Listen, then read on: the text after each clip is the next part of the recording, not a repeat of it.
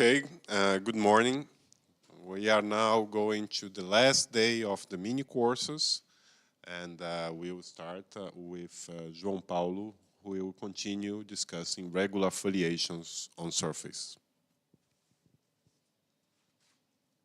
Okay, good morning.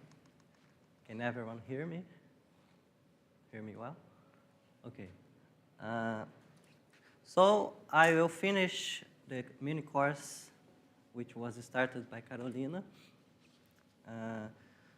And let me just begin by reminding what Carolina did in the last two classes. The goal was to classify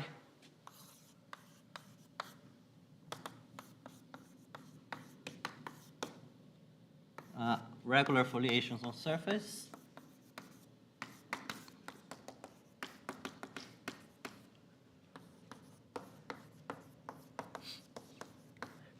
And as you saw in the last classes,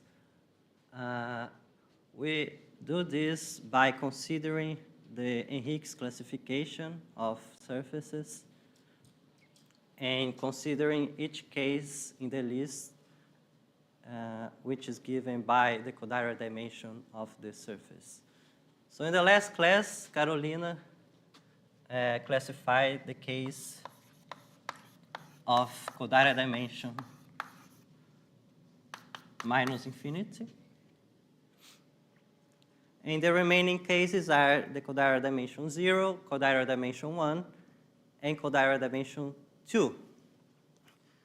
It turns out that for cases Kodaira dimension 0 and 1, the classification goes in a more or less similar way of the case Kodaira dimension minus infinity.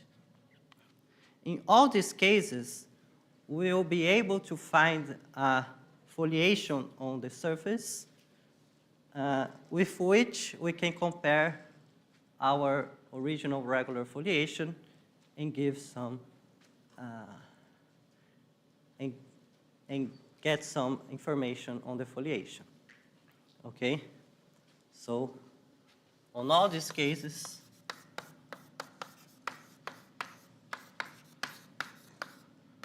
we can find a foliation a nice foliation on S with which we can compare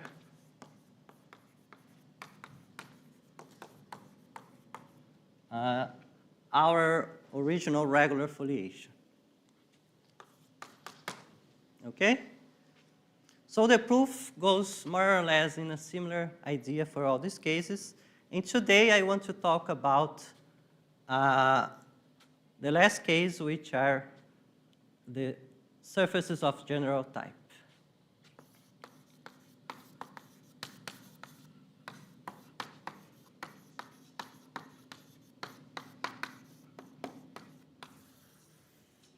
So surfaces with maximal Kodaira dimension.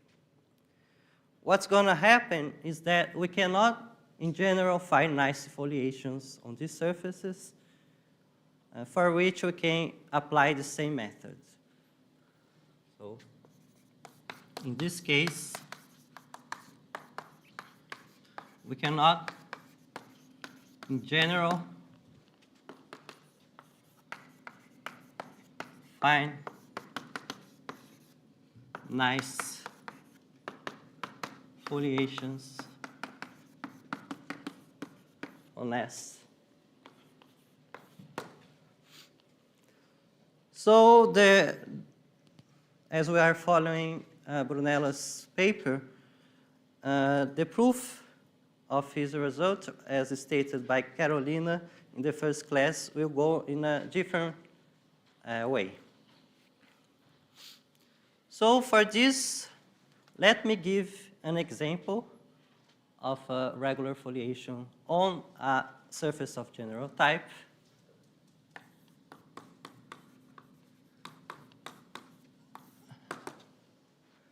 So let's consider the bidisk in C2 and consider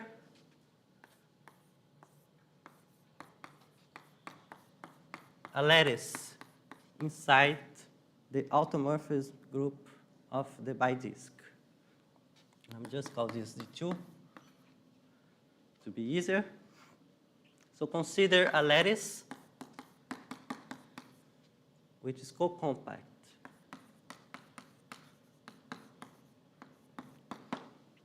And let us consider the quotient of D2 by this lattice. This will be a surface of general type.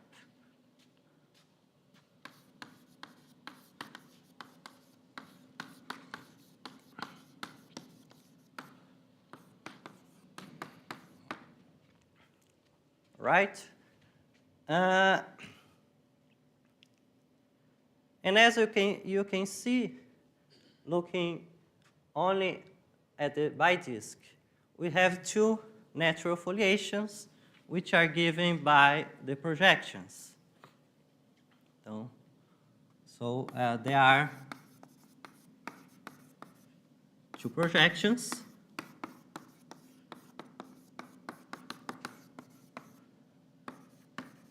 which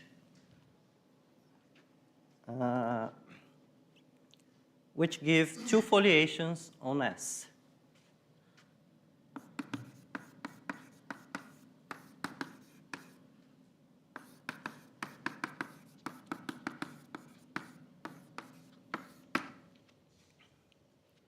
So let's call them F and G.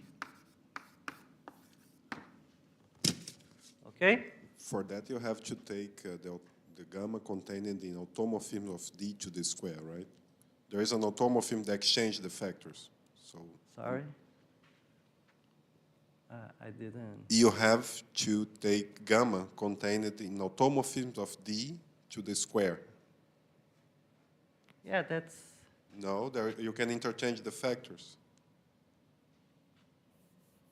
Right? You mean this? No. In automorphisms of D times D, yeah, there is a map that sends F to G and G to F. Yes. And so in the quotient, you don't have two foliations. You have a two-web. Yeah, you're right. So let's just assume this lattice is as nice as possible. So we have two foliations.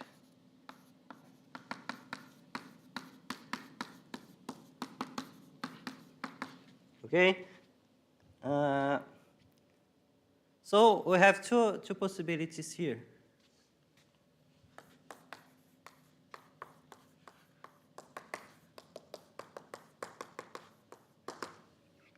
The first possibility is if this lattice is a product of two groups, subgroups of the automorphism group of D, then in this case, these two foliations will have compact leaves.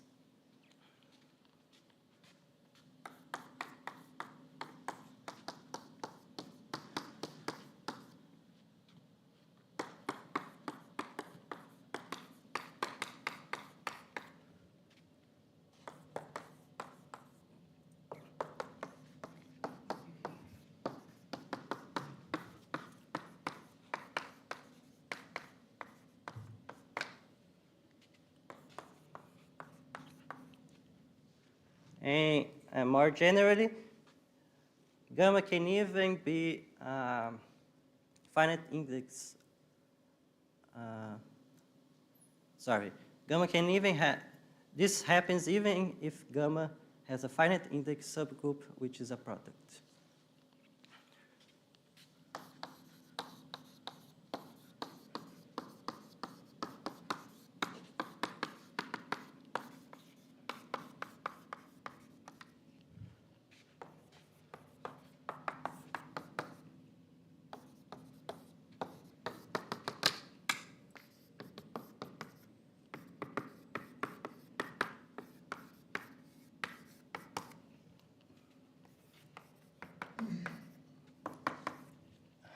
camera is here, right?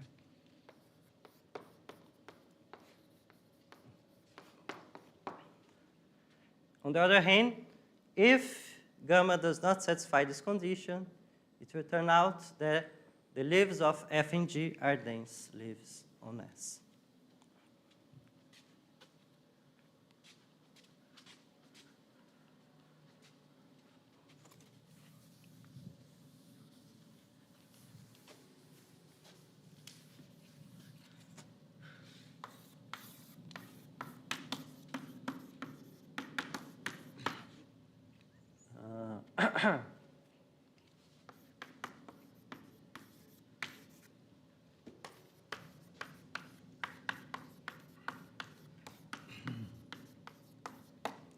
Okay?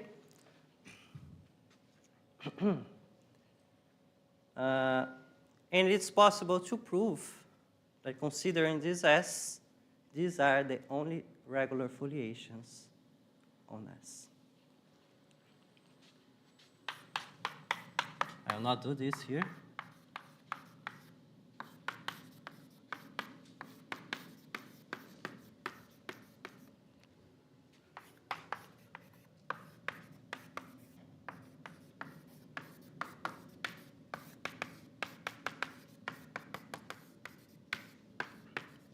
Okay? So this is more or less an idea. And our ultimate goal is to classify regular foliations on any surface of general type. And one strategy is to see what properties this example gives and try first to see if you can prove that all regular foliations on any surface of general type also satisfy these properties. So we see here in this example that there are only two possibilities. Either a regular foliation is a fibration or a foliation with dense leaves. And noticing that there are two foliations with the same property, which are transverse, we also have more information here. We see that these two foliations are transversely, have a kind of transverse structure. And in this case, it turns out that this structure is a transverse hyperbolic structure. So let me remind you what these structures are.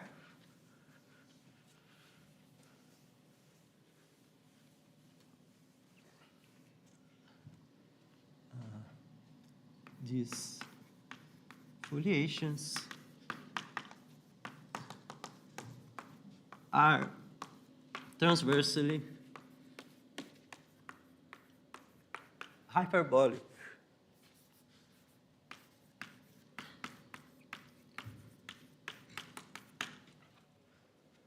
So let me just remind you what this means.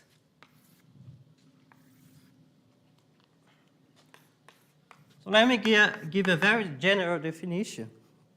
Let's just consider a manifold. Doesn't even have to be complex, a real manifold.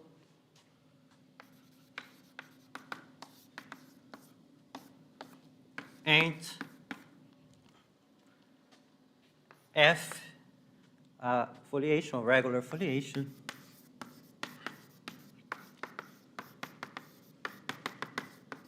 Of codimension Q. So by definition,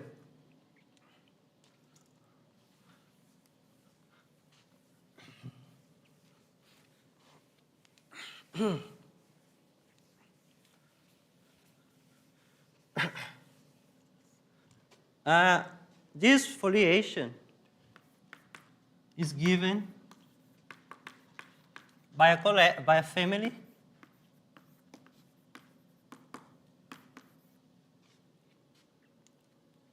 UI Fi where the UI are open subsets of M, which cover the manifold, and Fi are subimmersions onto their image.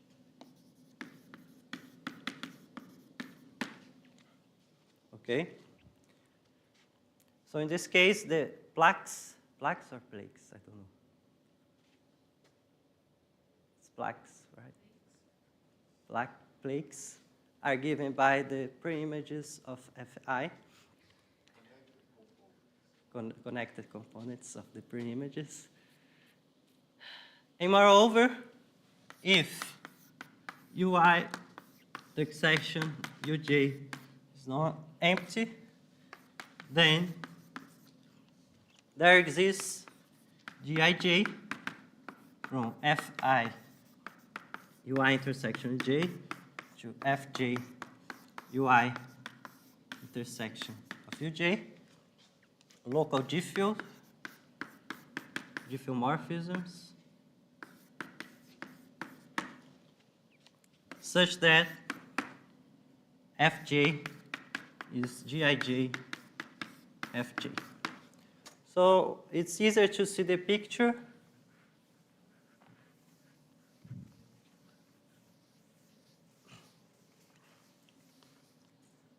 We have UI, you have Uj, this goes to RQ, this goes to RQ, in the intersection we have Gij. Okay? And this set gamma of the Gijs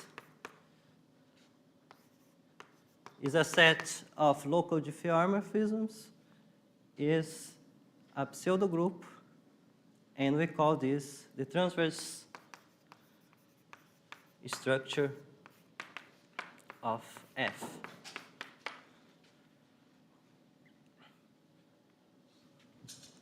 Okay? So, if these maps have a nice way, if they are nicely described, we say that this foliation has this nice structure, transverse structure.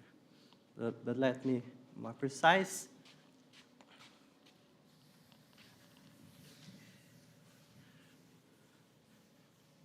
So,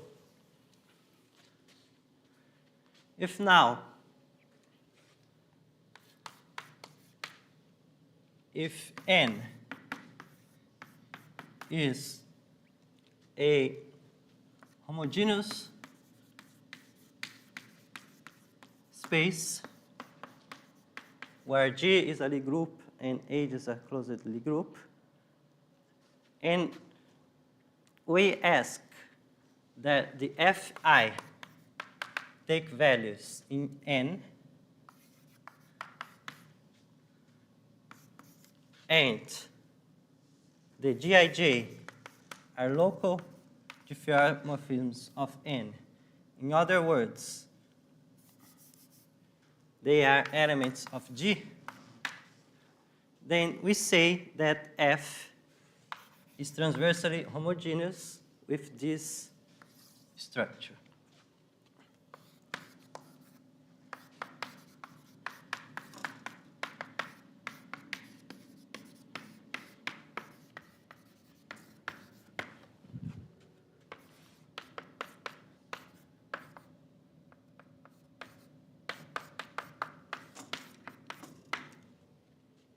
So all this is to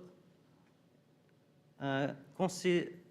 I'm doing this to say that in our example, the example I gave before, the foliations have this kind of structure. So let me remind you the foliations. So the foliations are given by the projection. You consider the projections and push it down to this surface. And since the foliations above are the projections, here the disk, we can see it as H2, hyperbolic space. And this is a homogeneous space. Let me remind you which groups. Does anyone remember the groups here? It's SO plus 1. There are some Lie groups here. I'm not going into details.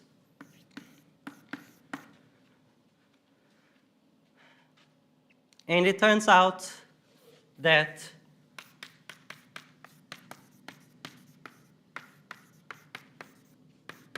F and G are transversely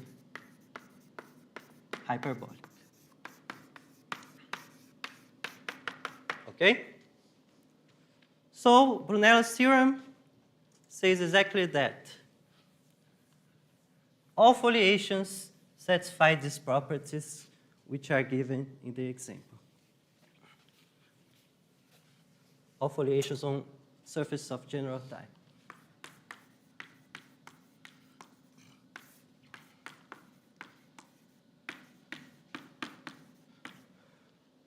So suppose S is a surface of general type,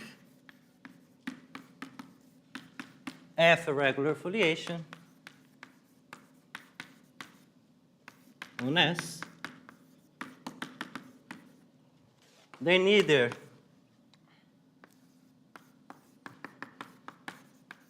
F is a fibration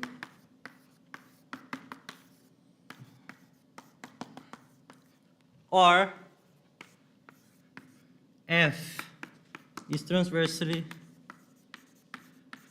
hyperbolic with dense leaves.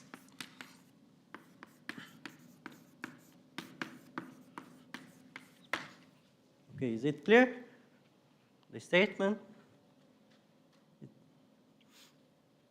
So unlike the other cases which are given by Carolina, we don't actually have an explicit description of foliations on surfaces of general type. Until this moment, we only have this. And of course, it's an open problem to classify, to give an explicit description of surfaces, of foliations on surfaces of general type. Okay. So let me more or less give an idea how Brunella proves this. The proof is very different from the method of proof for the other cases, as I mentioned in the beginning. And, okay.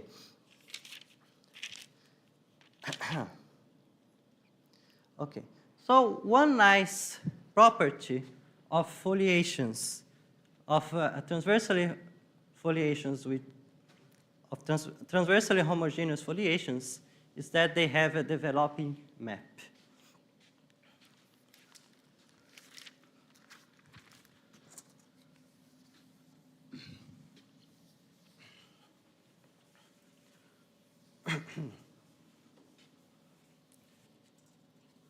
So transversally homogeneous foliations have a development which is given as follows. So let me just say it's G by H. So we have a Galois covariant.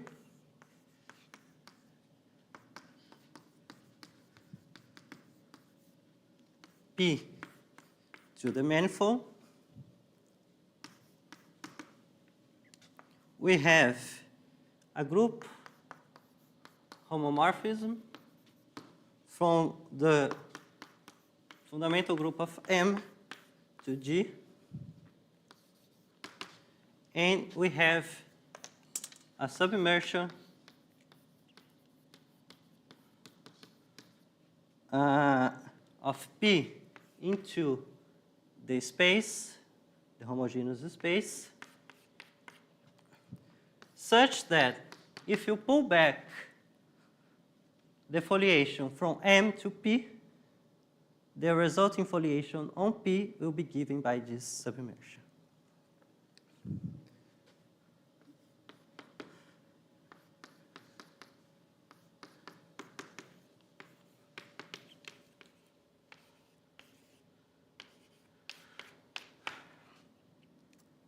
And one nice corollary is that these foliations on manifolds which are simply connected are always given by submersions. Okay, because this will be the identity.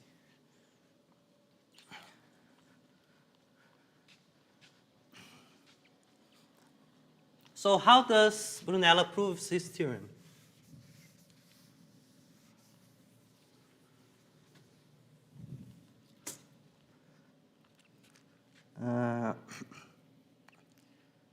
So he needs to show that if F is not a vibration, then F is transversally hyperbolic with dense sleeves.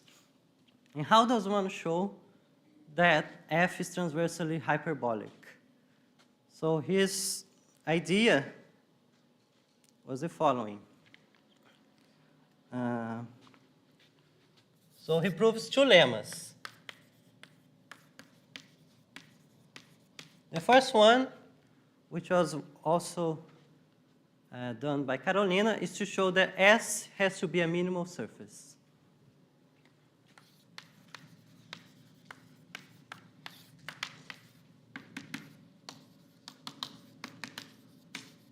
I'll not do it here. Don't have time.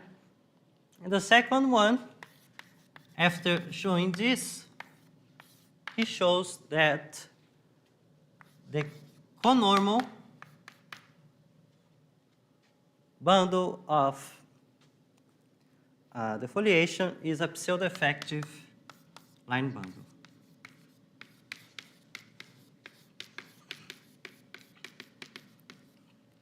Let me be more precise. Yeah. What does it mean? We all know what effective line bundles are. And a pseudo-effective is, if you consider the numerical class, it means that if it is pseudo-effective, it means that the numerical class is a limit of classes from effective line bundles.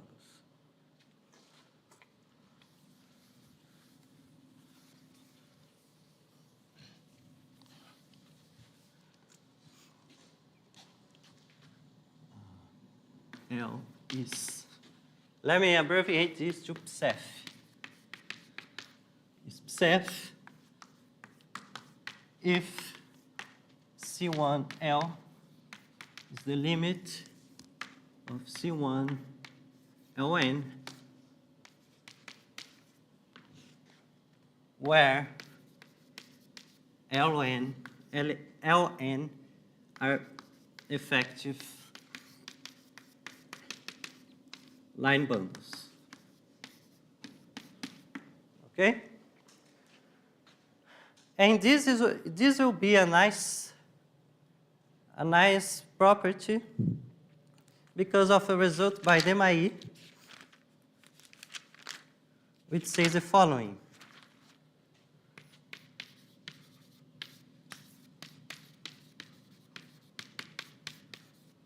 This is from the 90s, I think. I'm not sure. if on any complex manifold, if L is a Psef line bundle,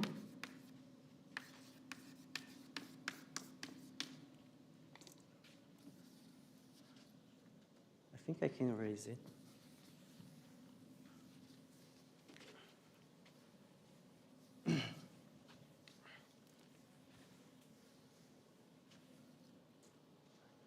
Then there exists a singular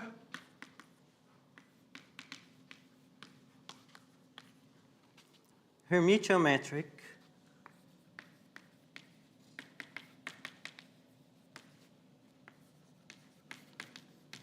on L, which moreover has a non-negative curvature.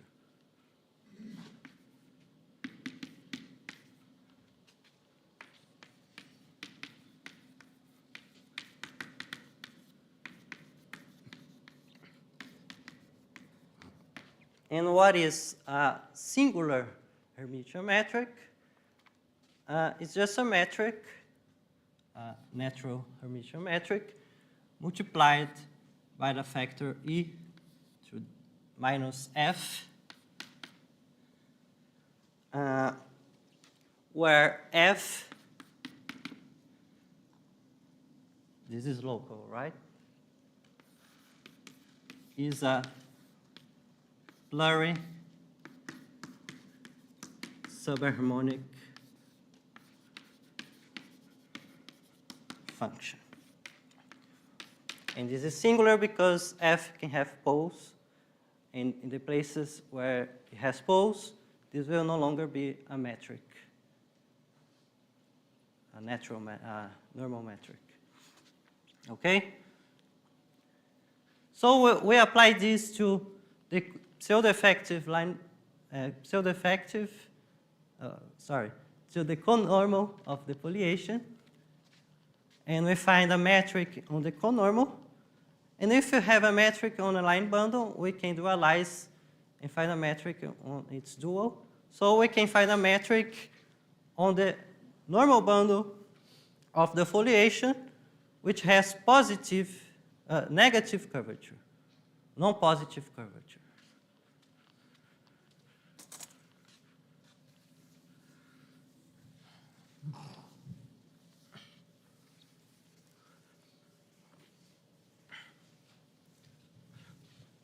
So we find a metric.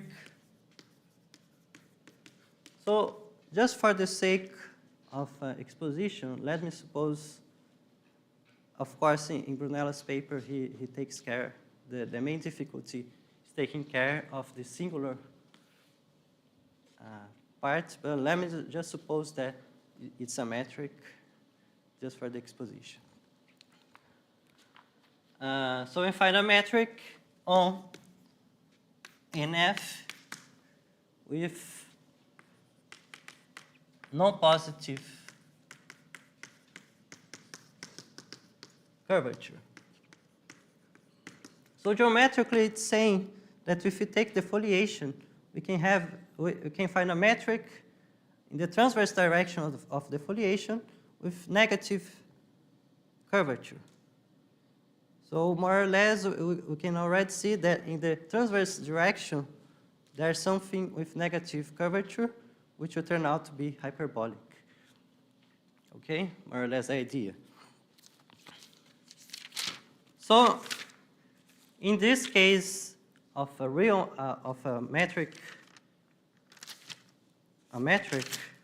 Riemannian metric, we have, we can conclude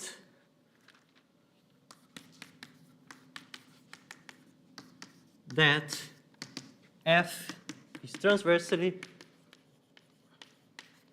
Riemannian. I think that's the right Riemannian, or just Riemannian. It's a Riemannian. That's the correct way. There is a subtle point that you must prove Yeah. I forgot. Sorry.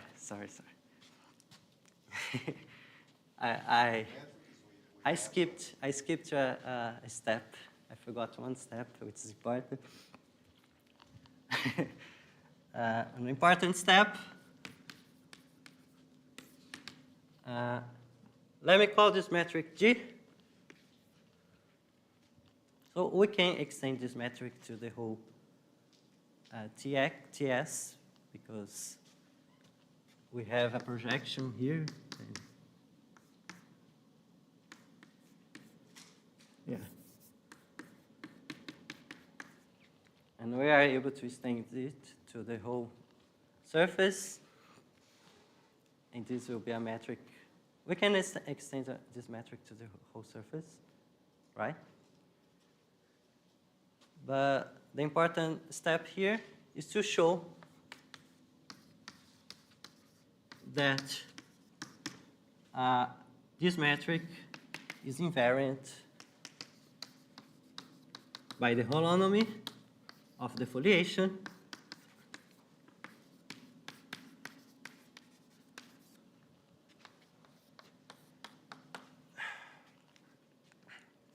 okay, I will not do this, but Brunella shows this. This will be only a local computation on the local description, right? No? No, you need global information. It's not local. It's integration by parts. Global. Global. But he uses the local description to prove this. Yeah. Local is false. Local, you can construct metrics with negative curvature that are not conserved. Yeah, it's global, yeah. But to prove it, he just uses the description. What is the question? So he was saying that the argument is local, but it has to have a global component because otherwise you can produce transverse metric with negative curvature, which are not invariant by the holonomy. Locally, it's easy to do that.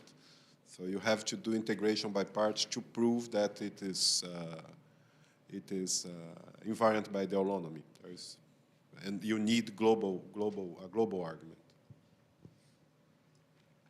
Okay. Any other questions? Oh, all right.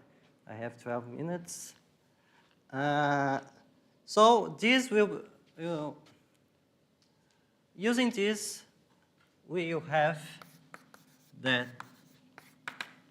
F is transversely Riemannian. So let me again just remind what this means.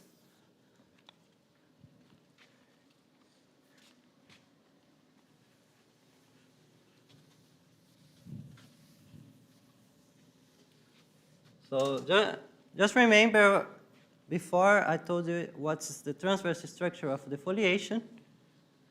So considering a foliation codimension Q, if you take the submersions to a Riemannian manifold, such that the Gij are local isometries. So if this is satisfied in the definition of the foliation, then we say that F is transversely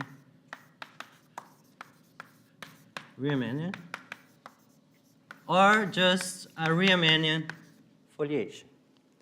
So there's a lot of studies on Riemannian foliations. There's a book by Molino, called Riemannian foliations, and we are going to use some of his results on this kind of foliations. So we are going to use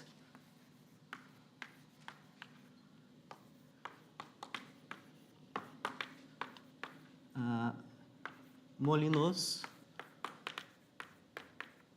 results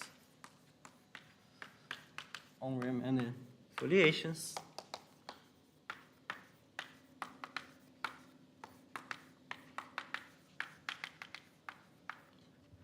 and one important result is a structure result, structure theorem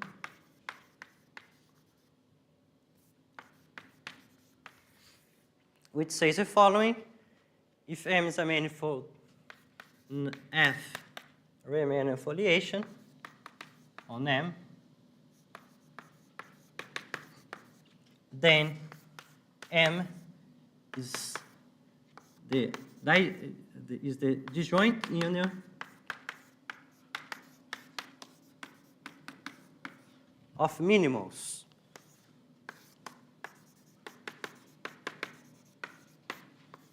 for F.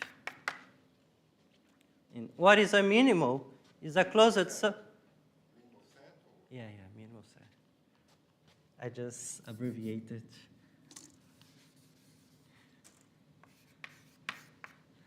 Because he calls just in the paper, he just called minimals. He doesn't say minimal sets.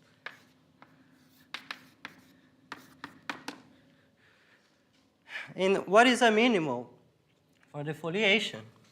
Is a closed subset which is saturated by the foliation, which means if you take any point and the leaf going through this point, the leaf is contained in this set, and which is minimal with this property.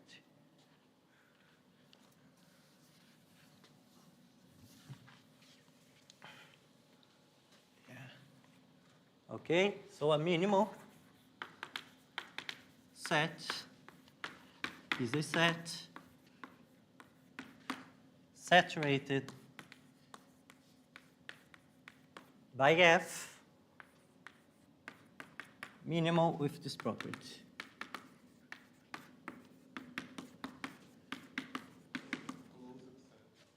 Yeah.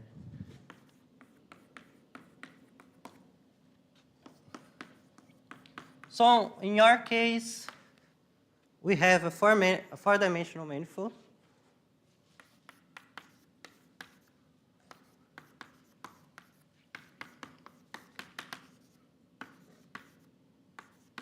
So let me just consider the real dimension now with a codimension 2 foliation. So there are only three possibilities for minimal sets.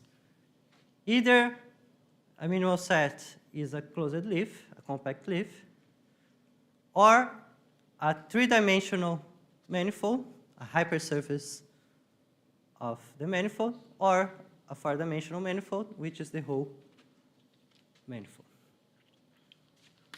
Three possibilities. Let me call a minimal set M.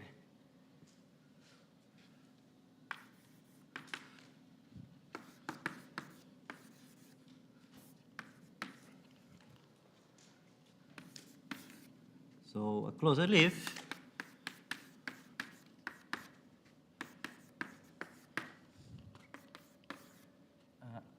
hypersurface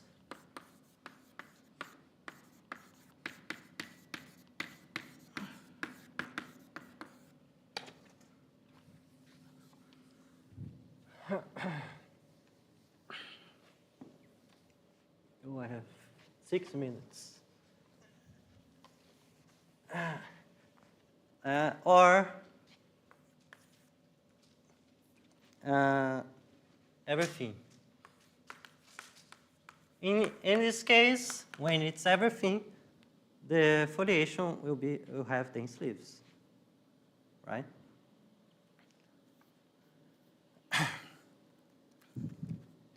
So where am I?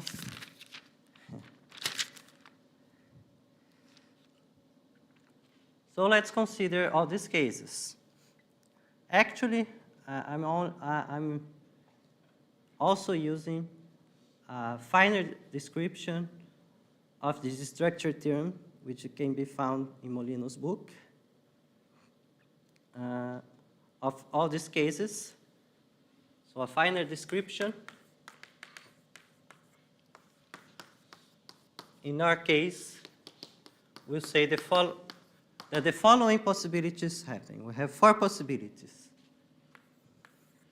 So one possibility is that there's only one minimal set. In this case, the leaves are dense. We want to show this if the foliation is not a fibration. And moreover, by Molino's result, in this case,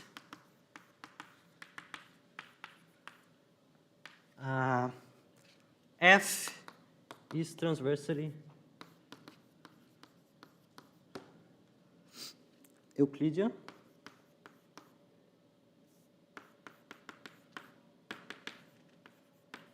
In which case the n, over which we have the sublimations, is R2, or elliptic. In this case, it's S2, or hyperbolic, which is the case we want to show, AD2. Okay, so this is one possibility, and we have other 3 which will roll out.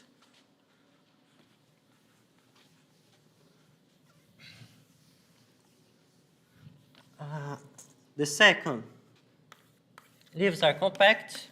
We suppose this does not happen. All leaves are compact. So we can already rule this out by supposition.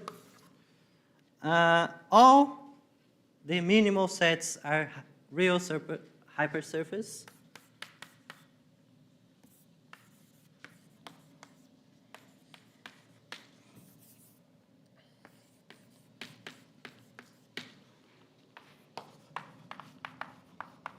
And we will also rule this out because in this case, he also shows that the minimal sets give a fibration over S1.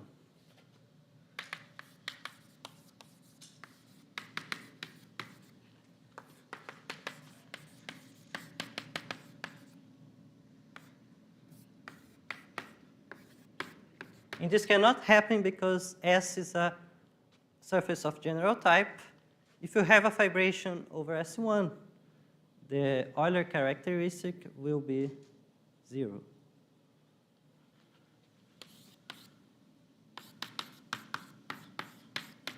It's a contradiction. For surface of general type, this is always positive. Okay? In the 4th case,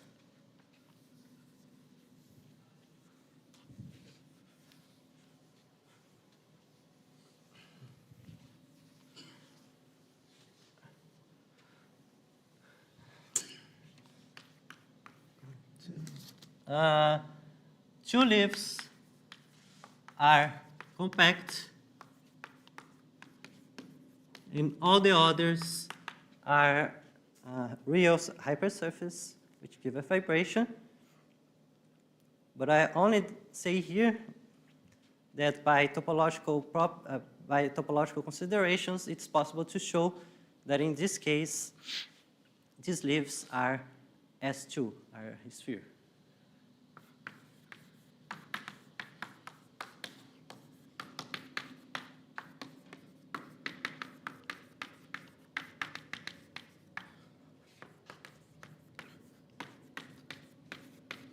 And as you can remember by Carolina's last class, if we have a sphere which is a leaf, all the leaves are spheres, and we have a fibration by spheres. And this cannot happen too because we are on a surface of general type. So what kind of input you are using to deduce that the leaves are S2? So I'm asking what kind of information he's using. It's something like this. I'm not. I don't know exactly the details. Brunello only says that if you have a fibration by real hypersurfaces, and he says the ends are these two compact leaves. In this case of surface of general type, these two ends have to be spheres. But I don't know the details exactly. I think it's the same thing, yeah. It's just the fact that the topological Euler characteristic is positive. Yeah, probably something like this. Okay, so this is also ruled out, and we have this case. So since my time is over, let me just say that now we concluded that the leaves are dense, and F is transversely Euclidean, elliptic, or hyperbolic. So why it has to be hyperbolic? Because remember, we have a transverse metric with negative curvature, and we can more or less push forward this metric to the base. And so the base will be a curve, a complex curve. In this case, it's C, or P1, or D.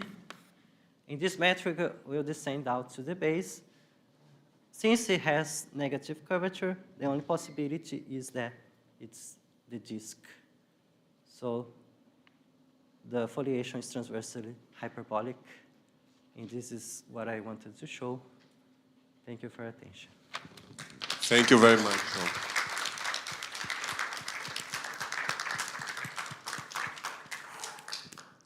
Questions, comments?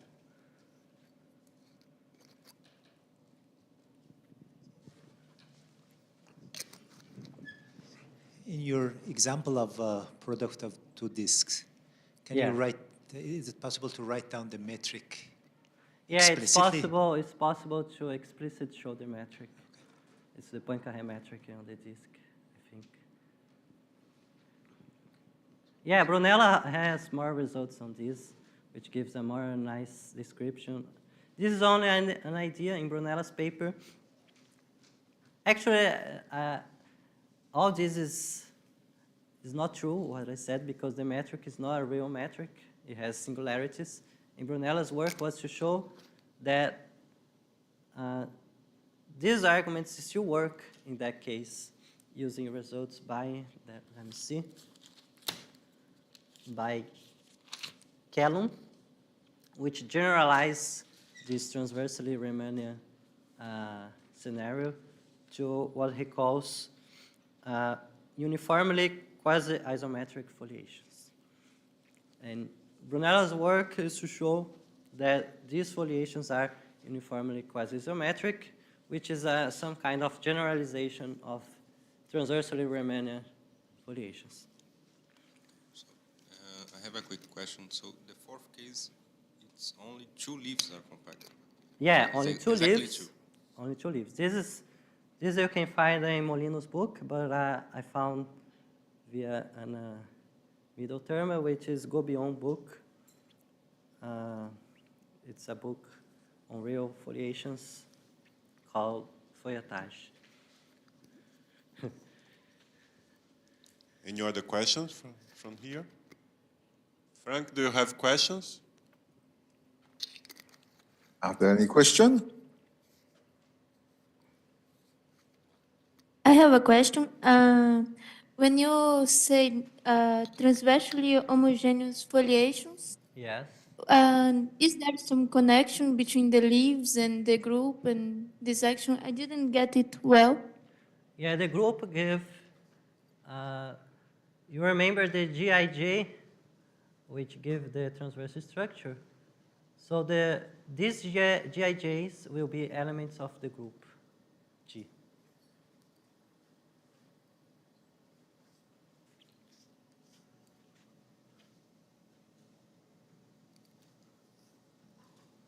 But is there something you can tell about something geometric that we can tell about the foliation, like because there is this transversally, this idea, Yeah. what it means? Yeah, we say something about the transverse structure, but I don't know if, in general, what it says about the leaves itself. We saw one example here, but in general, I don't know. Thank you.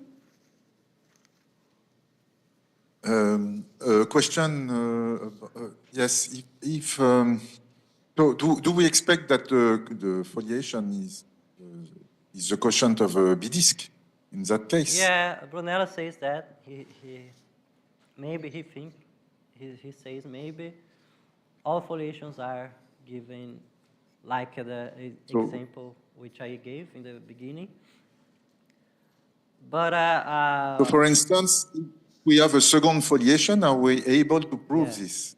yeah, this is true. If we are able to find a second foliation, then we can prove that the foliation is given by the quotient of by disk. But in general, I don't know. I don't know how to find a second foliation. I think Brunella gave some conditions in other papers, but I don't remember which one they are. Okay. Thank you very much. Thank you. Okay, I think we can thank João again.